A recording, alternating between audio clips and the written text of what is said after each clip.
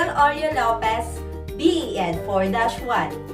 It is my honor to you to discuss my two topics.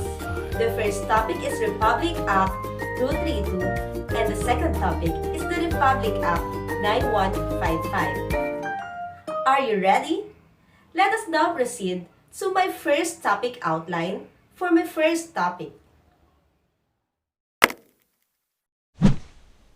Numerical 1, General Provision. In Chapter 1, we will talk about Education Act of 1982 that covers the formal and non-formal institution. Chapter 2, the policy and objectives.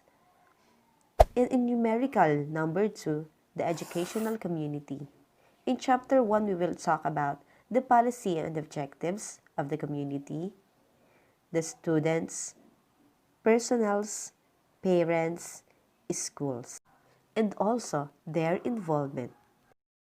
In Chapter 2 and in Chapter 3, we will talk about the rights and obligations of parents, students, teachers, administrators, and non-teaching personnels.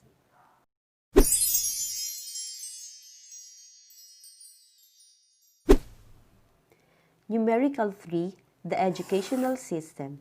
In Chapter 1, we will talk about formal education. This policy is all about that formal education is the primary learning system of society. Formal education is chronologically graded learning. From elementary completes 6 years, secondary completes 4 years, tertiary completes the degree. For its objectives, elementary has also an objectives, also the secondary and the tertiary. In Chapter 2, we will talk about non-formal education and specialized education services. It contains 3 sections: the work education, which also named TESDA, special education, the SPED, non-formal education, which also known as ALS. Chapter 3, Establishment of a School. Establishment of schools shall be established according to the law. In Section 26, definition of terms.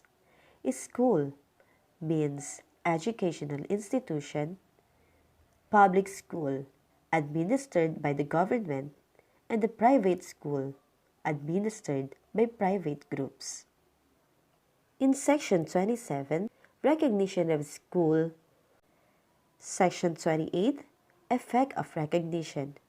And in Section 29, voluntary accreditation. In Chapter 4, internal organization of schools. In Section 30, the organization of school. In Section 31, governing board. And in Section 32, the personnel transaction. Let's go now to school finance and assistance in Chapter 5. In public school, they have the fund from Section 34, National Fund, Section 35, Financial Aid and Assistance to Public Secondary Schools, Section 36, Share of Local Government, Section 37, Special Education Fund, Section 38, Tuition and other school fees, Section 39, Income from other source. In private school, from Section 40, Funding of Private School, Section 41, Government Assistance, Section 42, Tuition and other school fees, Section 43, Income from other source, Section 44, Institutional Fund. Educational institution has also an incentives from school property, gifts and donations, scholarship funds, school dispersal program, conversion to educational foundations, government assistance to the students, grant of scholarship pursuant to existing law, assistance from the private sector. And now, I will present to you the paradigm of our first topic. This paradigm shows that the act of education gives equal rights, support, and obligations to all people and all institutions that are related to education system through giving systematic policies that is protected and supported by the government. Wait, there's more! Let us now proceed for my second topic outline. This is the Republic Act 9155.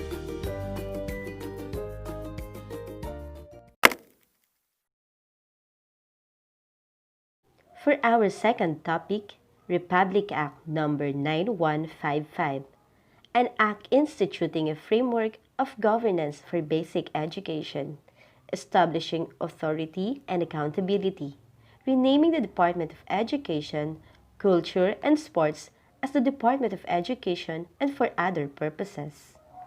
On Section 1, titled Government of Basic Education Act of 2001, in Section 2, Declaration of Policy.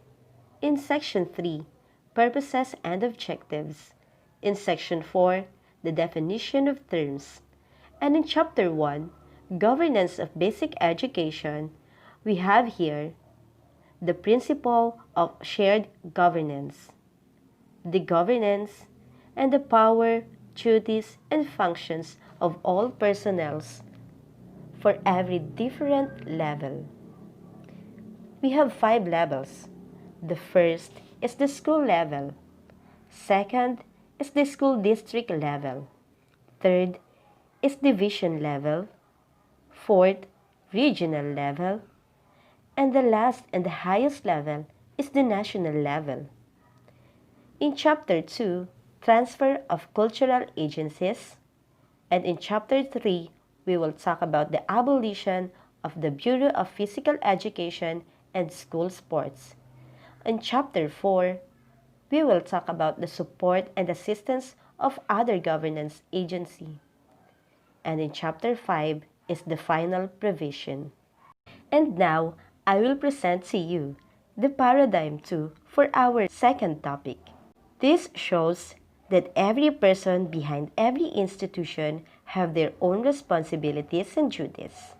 They may have different roles and functions, but each person plays an integral role to a unified approach in a good governance. Thank you for watching my presentation. I hope you learned. Stay safe and God bless.